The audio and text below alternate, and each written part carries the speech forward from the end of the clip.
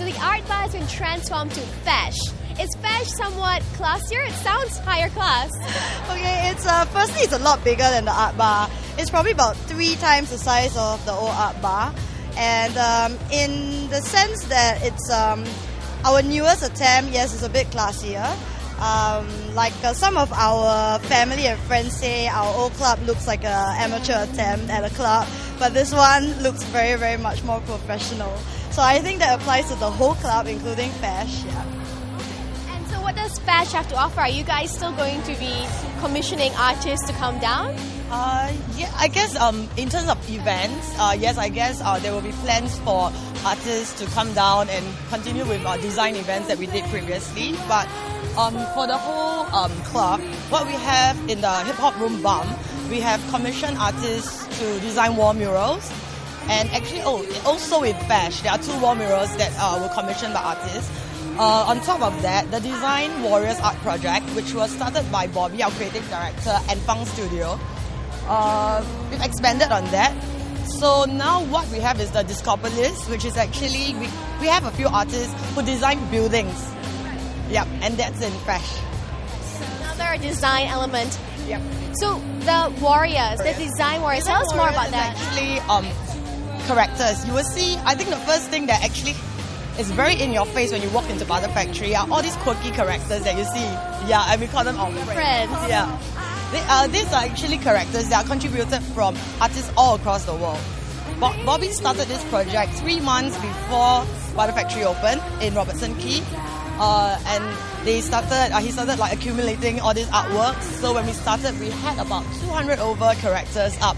And we've actually grown it to about 300 now. Yeah. Wow, okay. And who are the artists painting these design warriors? Actually, they are local and international.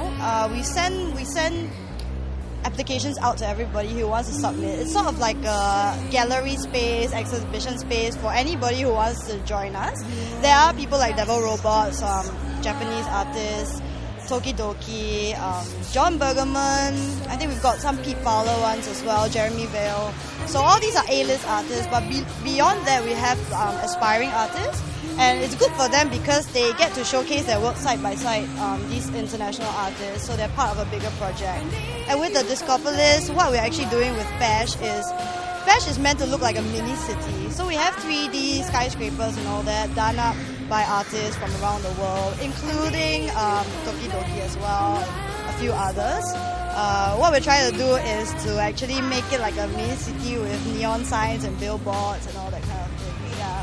How do you guys Toki Doki and all these A-list artists, they're pretty hard to get in touch with. How do you guys manage to convince them to come and do something for the Butter Factory?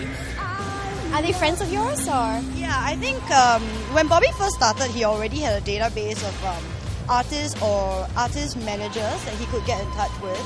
So that's when the database started building. And then when we started the Design Warriors, we caught a lot of attention, and we started hosting a lot of international art conventions, toy and comic conventions, and Toki Doki, Devil Robots, Jeremy Vale all became personal friends after a while, after working with them and after them coming to visit the club. So now it's a lot easier to try and get them to work with us, and they love the club, they love the concept of us putting art in a space like this. So yeah. And what's the significance of art in Butter Factory, to sum it up?